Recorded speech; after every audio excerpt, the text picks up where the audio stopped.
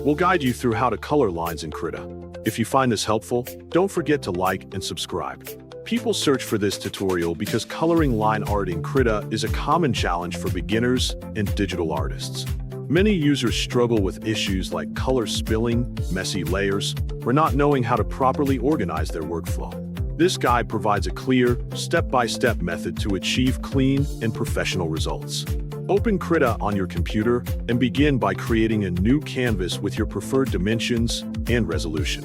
Next, import or draw your line art onto the canvas, making sure the lines are clean and fully closed so that colors will not spill outside the intended areas.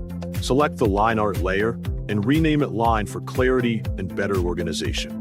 After that, create a new layer below it and rename this layer Color to keep your workflow structured.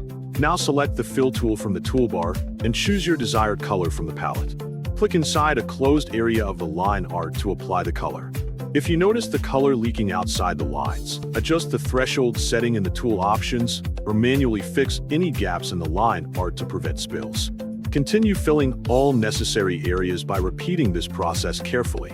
If needed, lock the transparency of the color layer so you can safely paint within the colored regions without affecting the transparent parts.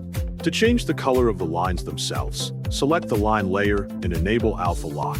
Pick a new color and use the brush tool to paint over the lines, which will only affect the existing pixels. This allows you to experiment with darker tones to add depth or softer colors for a smoother and more polished appearance. You can also try blending techniques to enhance your style and create more natural transitions. After finishing the base colors, add shading on a new layer placed above the color layer.